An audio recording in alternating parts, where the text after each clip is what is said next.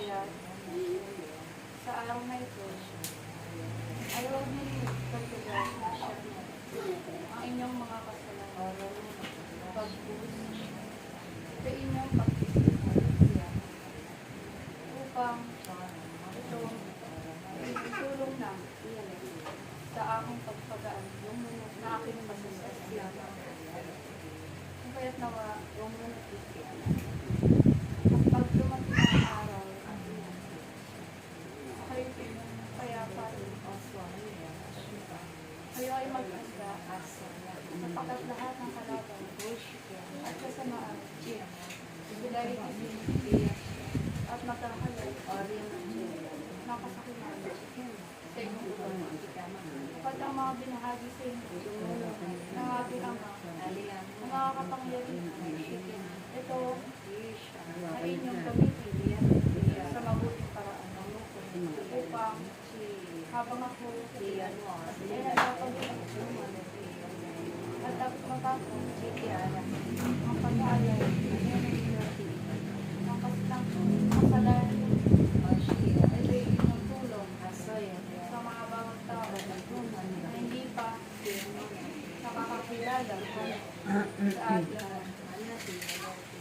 Kaya narito ang tinamuhan na inyong kapamahan ng wingi ng tulong na siya'y nakangiti na at nagagalak sapagkat ang bitak sa kanyang lugar ay nagbilin at nais pagpapos ko magbahagi ng aking mensahe ay bahagi mo ang inyong naramdaman sa lugar na yun na ginagawa pati na rin sa mata at tumunod doon ay bahagi mo sa inyong mga ina na narito upang sa ipagpapatotoo na kayo tumungo sa pagamat napakahirap na inyong napagdaanan ay kayo nakaulit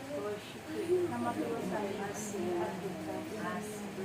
Kaya kayo nagpapasalamat kapag pagkakita pinagpubuksan ng pinto sa tuwing na kayo kumakasya sa inyong mga nawa kayo ay matuto na at nagbahagi na kung paano ako nagturo sa mga iba't ibang lugar. Darating ang araw, kahit man ito ay inyong tanggapin. Ito ay nakatakda na sa inyong mga buhay.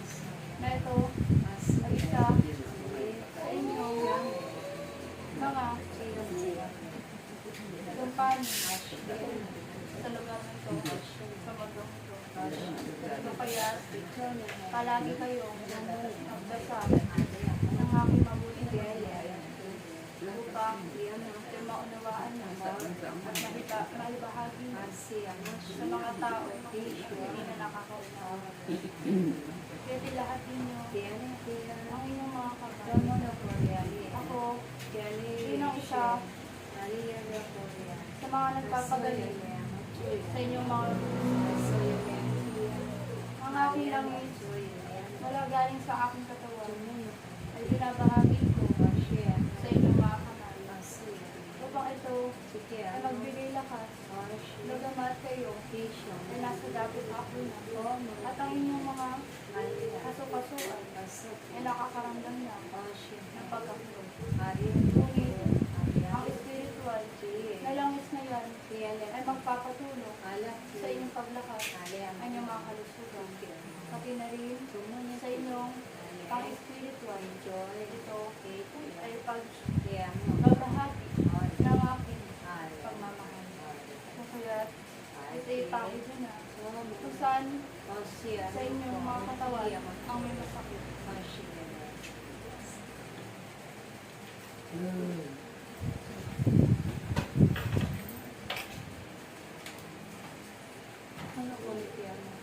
Hindi lamang yan sa inyong mga katawan. Yan din ang nagpapalinis. Kapagkat kayo ay nagliliwanag na. Kaya sa bawat inyong paglalakbay, maaari ko yung mabato ng mga inyong kalaban. Kung kaya, hindi nyo na ito nakikita. Ngunit sa pamamagitan na inyong pagsunod, ayan, ang inyong matibay na mauuwi sa inyong tirahan.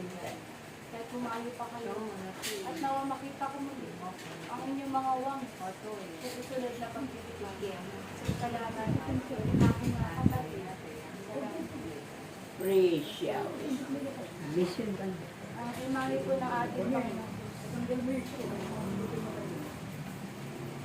May ano siya, may tungkol na kamoy. Tapos ano lang po siya puting tela na parang nakatali na isa. Tapos nakaganto po yung kamay niya na ano nga, may tumutulog po na tubig sa mga kamay niya po. Ang palagay parang mad na umaangat yung tubig sa bawat kamay niya. Tapos yun, nalinis na po lahat ng ano po sa ilalim yung mga putik, mga kahoy na nakatusok po sa mga katawan niya. Tapos po, nakalugay po yung buhok ng ating Panginoon na nakahabi sa gitna na kulay brown. Sinatay na rin po ng ating sa inyo lahat. Na parang kakagaling po ang puno sa iya. Kasi medyo nagamit po yung matay niya.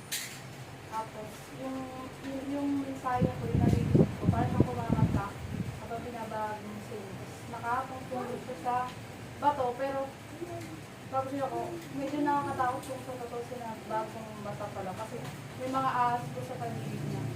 May itim, ilaw, may brown. So marami po. Parang yung balat niya ng palistis niya is parang cobra. Kasi nakapalibot-libot sa may bato niya.